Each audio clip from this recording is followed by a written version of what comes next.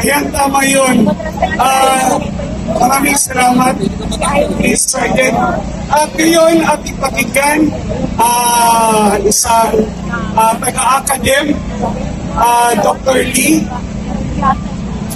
Palagpagan naman po natin, isa itong taga-FEMU. Pupunta lang po dito para mailabas, ma-share din niya ang kanyang saloobin. Okay ka lang dyan.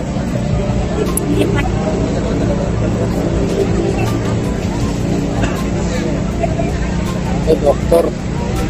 Magandang gabi sa lahat. Meron akong kasi hindi ako sanay sa mga ganito. Actually, this is my first time na sumali sa mga rally na ganito. Para may palabas o para may parating natin sa pamahalaan kung ano yung nararamdaman ng isang ordinaryong mamamayan ng Pilipinas. Pero ako,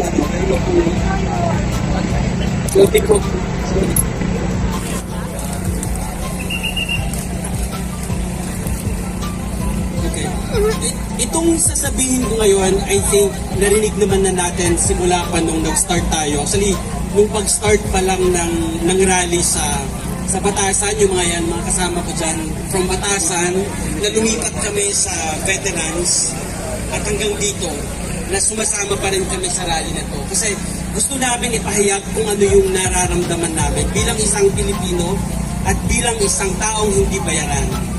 Kanina lang may friend nga din ako sa Facebook, tinatanong how much pa daw yung bayad para sumali dito. And di ba sa balita, alam natin sa balita, 200 pesos daw. Ganun ba yung dignidad na ipinagpapalit natin na tayo sinasabihan na bayaran ng 200 pesos? No, we're not. Okay, so ang sasabihin ko ngayong gabi, 3 things. Tatlo lang yung sasabihin ko ngayong gabi. At alam ko na narinig nyo na ito lahat, pero ito yung totoong nangyayari. Ito yung kailangan na marinig ng pamahalaan. Kasi alam ko, kahit isa dito sa inyo, at kahit sino sa atin dito, yun din ang sinasabi. 3 things. First, is yung pangako ng Pangulo na bigas. Ito ay sinasabi ko, malamang sa malamang narinig na natin siya. Pero bakit natin siya pinauulit-ulit? Gusto ko lang din na maintindihan ng bawat mamamayan. Kasi sinasabi ng ibang tao naririnig ko, bakit laging bigas, bigas, bigas? Bakit ba? Ano ba yung relationship ng bigas na yan doon sa konstitusyon na pinaniniwalaan natin at yung konstitusyon na nagiging guide natin sa bansang ito? Ano ba ang sinasabi sa konstitusyon natin? Medyo malabo yung ako. Okay. Ayan. So, in Article 2, Section 9, di ba? Ano yung pinakaano ng gobyerno para sa atin? In Article 2, Section 9, sinasabi niya, the state, hindi ko napapasahin yung buong batas. Okay? Ipapasahin ko lang yung kung ano yung ibig sabihin ng sinasabi sa batas na yan. Okay, in Article 2, Section 9, sinasabi, the state shall promote a just and dynamic social order. In Article 13, Section 1, the government must ensure that the right to adequate standard of living for all. Anong sinabi niya nung siya ay tumatakbo pa lang na presidente? 20 pesos na bigas. Magkano na ngayon? 55 pesos, 60 pesos, 70 pesos. Ano ang sinasabi ng batas? Ang sinasabi ng batas ay bibigyan tayo, yung gobyerno natin ay bibigyan tayo, anong sinasabi niya dyan? Okay, ng standard of living for all. Pero anong ginagawa nila? Dinidistribute nila yung ayuda. I'm sure, iba siguro dito sa inyo, real talk lang tayo mga kapatid, mga kababayan. Real talk lang tayo. Bakit? Sino ba sa inyo dito ang hindi nagreklamo sa presyo ng bigas? Masaya ba kayo kahit kayo ng mga supporter ng administrasyon? Masaya ba kayo na 60 pesos ang kilo ng bigas? Masaya ba kayo? Masaya ba kayo? Hindi, walang masaya, di ba? 60 pesos ang kilo ng bigas ngayon. Magkano ang minimum wage ng mga ordinaryong Pilipino? Ibibili lang ng kilo ng bigas, ilang kilo lang nabibili nila. Totoo yun. Real talk. Di ba? Iyon ang katotohanan. Pero anong sinasabi ng konstitusyon natin? Dapat bigyan tayo. Diba? Dapat yun yung ibibigay sa atin. Pero ang nangyayari, ayuda dito, ayuda doon, at ang ating kongreso, especially doon sa Speaker of the House, anong ginagawa? Ano yung nakikita natin ngayon? Umiikot siya sa buong bansa, namimigay ng bigas, namimigay ng pera na kunya, kala mo sarili niyang pera na galing sa bulsa niya. Ang tanong, ito ang tanong, ilang milyon ang kinuha nila, ang ninakaw nila legally? Nanakaw nila yon, na legal na pagnanakaw, ilang bilyon, hindi lang milyon, we're not talking about millions here, we're talking about billions of pesos.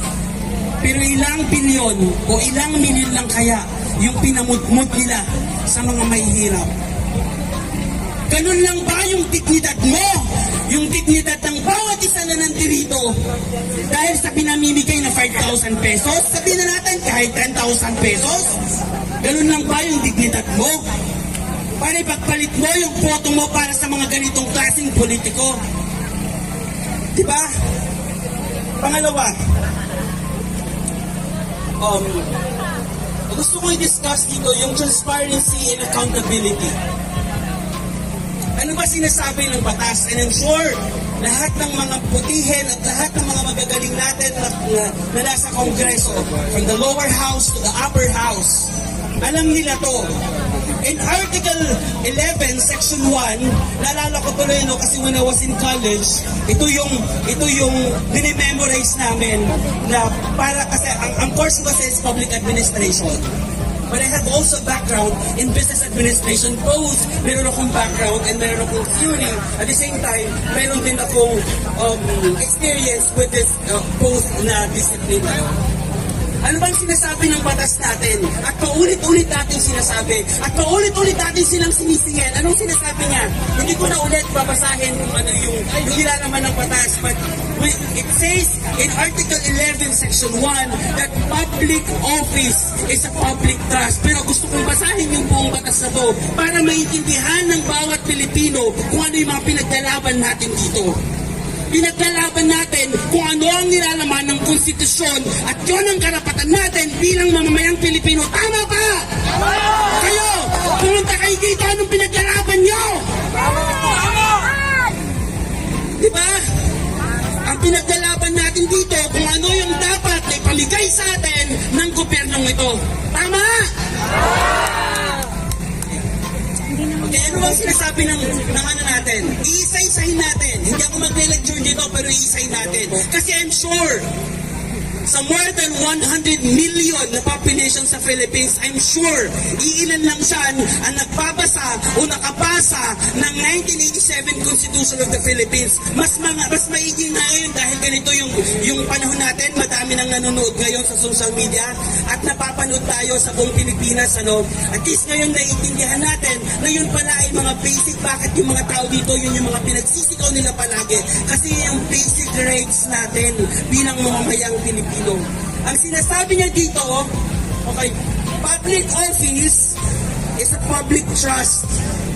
Public officers and employees must at all times be accountable to the people, serve them with utmost responsibility, integrity. Gusto kong ulitin natin yung salitang integrity. Integrity, sabihin nyo yung integrity.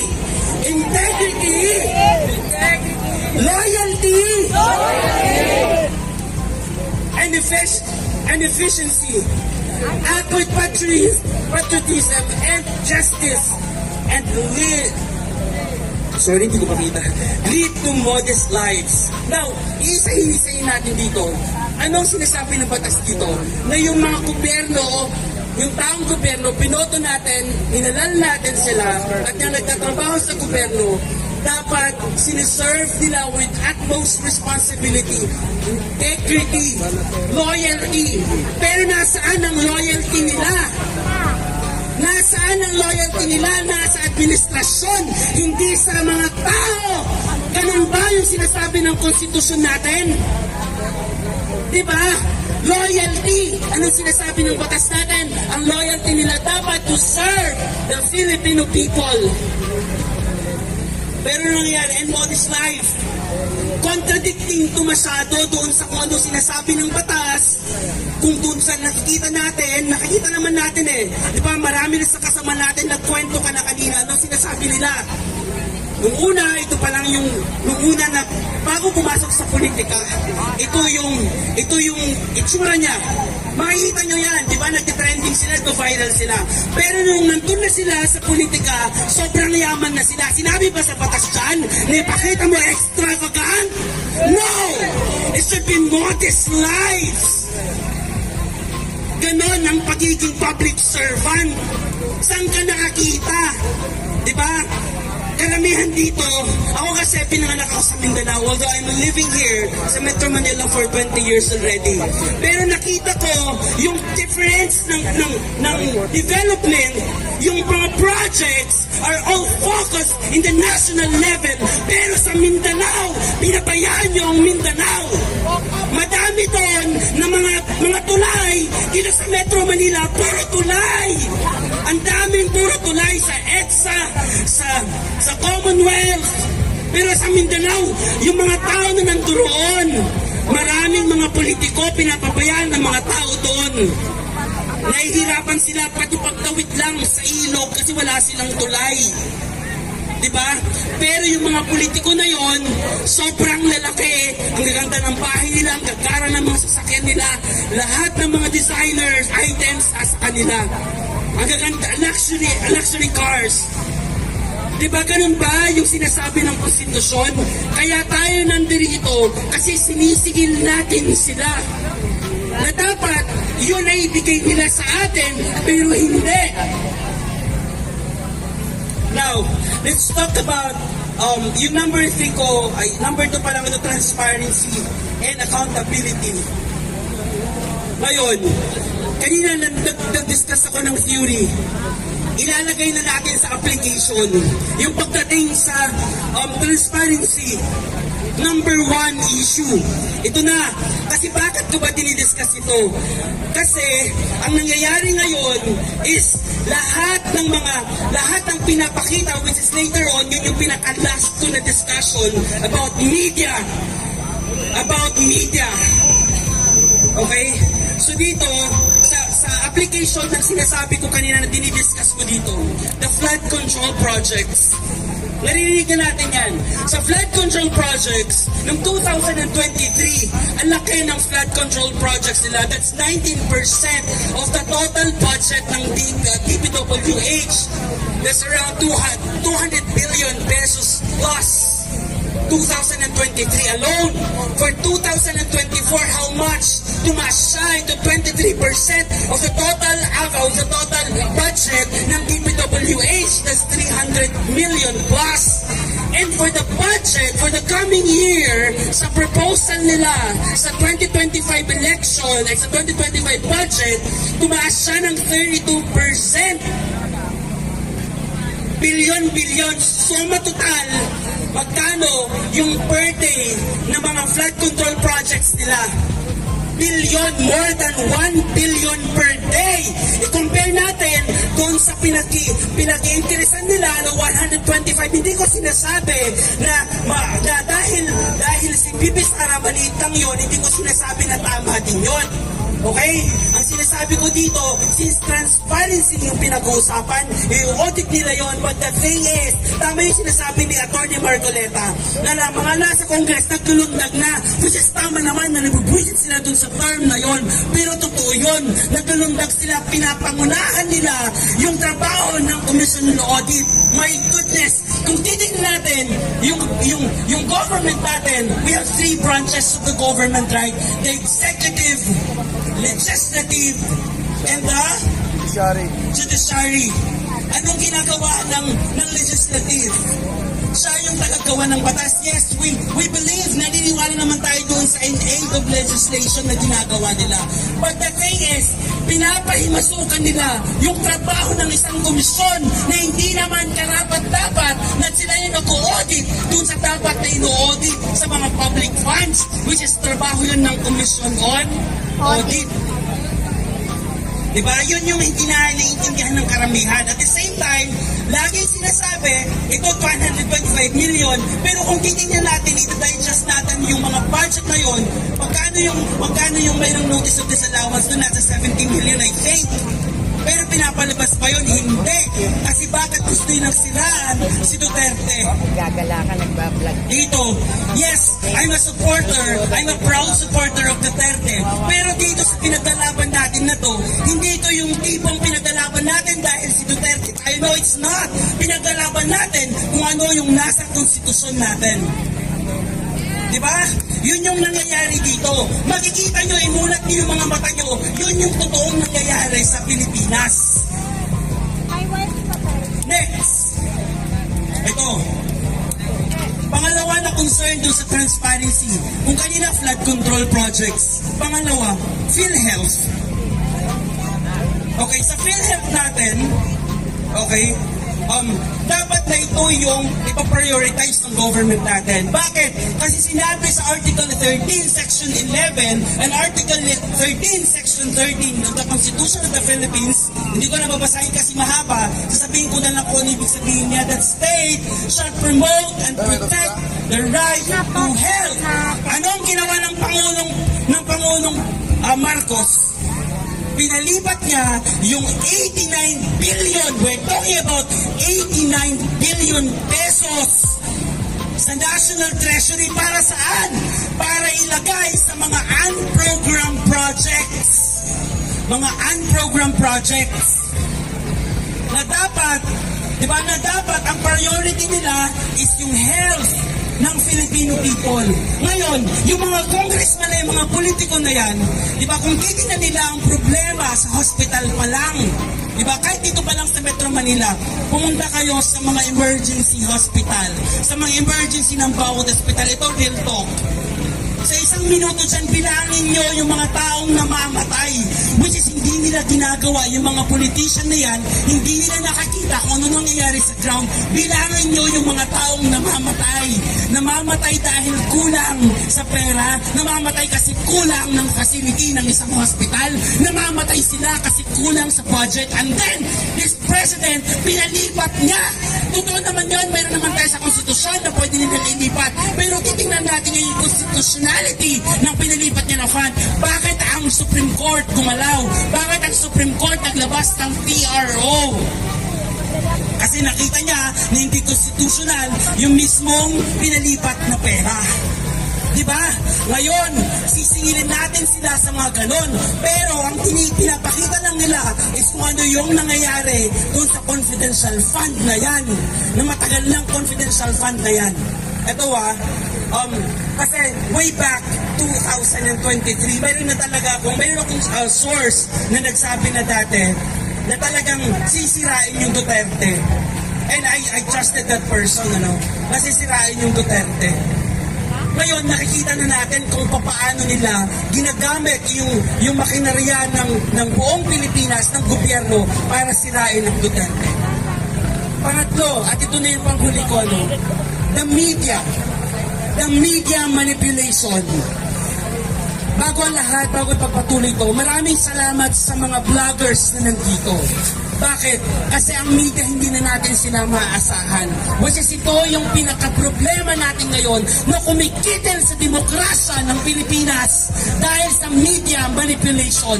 Hindi ko naman sinasabi na lahat ng media ay ganon, pero karamihan ay ganon. Kasi negosyo, ano ba yung purpose ng yan? Negosyo para sa pera. Tama? Tama! Ito, real talk tayo. Bakit ba natin pinaglalaban ang media? Ngayon, titingnan natin ano ba yung framework, ano ba yung nagsusupport sa Constitution natin. In Article 2, Section 4, the freedom of speech and press should not be misused to spread misinformation. Pero kung titingnan natin ngayon, nandito yung raw video, nandito yung raw na statement ng isang tao, anong gagawin nila? i-manipulate nila. Of course, isi-censored nila yon. Of course, i-filter nila kung ano yung hindi dapat sabihin doon. Lalo na kung kontra sa kung ano yung sinusupport nila ng mga politics. Sabihin na natin sa kanila, sabihin na natin na hindi sila susupport. Pero naniniwala ba kayo na sila hindi pumapabor sa isang politiko? Kung yung para sa kagaganda ng negosyo nila, maniniwala kayo ng ganon? Exactly. Diba? Kasi ganun yung nangyayari, yun yung pumapatay at pumipigil sa demokrasya ng Pilipinas, ng media manipulation. And we deserve a media that speaks the truth, the power, one that refuses to hide the lies and exposes the reality of the face, of all faiths. It's time for the media to stop serving the powerful and start serving the people, holding corrupt leaders accountable for revealing the truth and affects us all. And we cannot afford to let powerful control the narrative.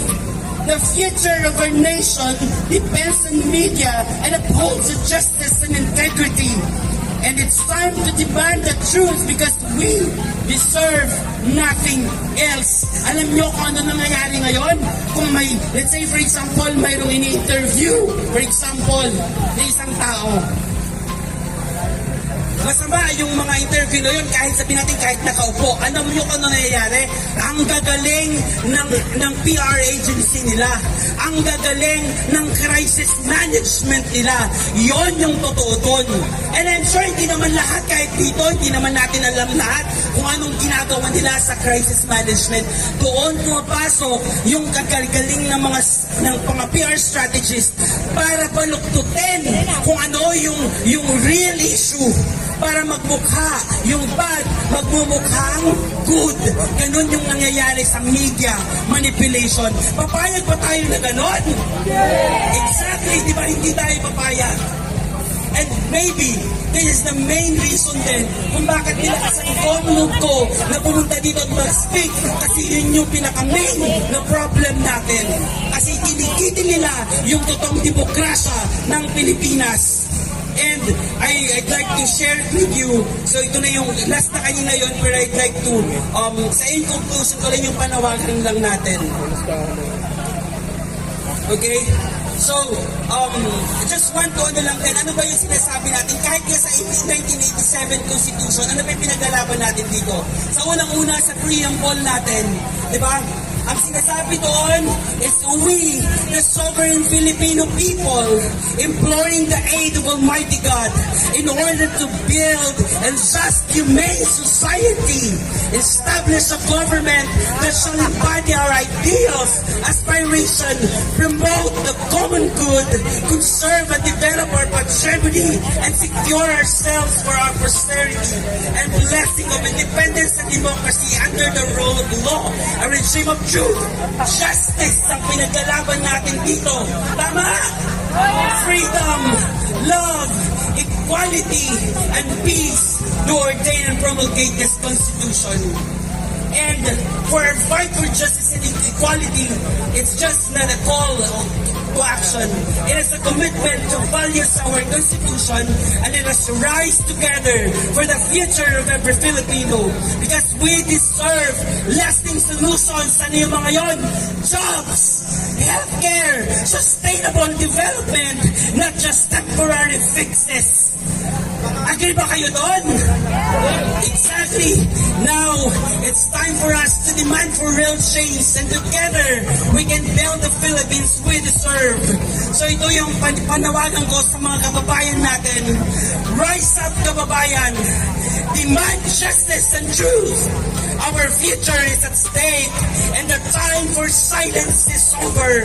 The power of change is in our hands. And let's unite and fight for better tomorrow. Maraming salamat at mabuhay ang Pilipinas.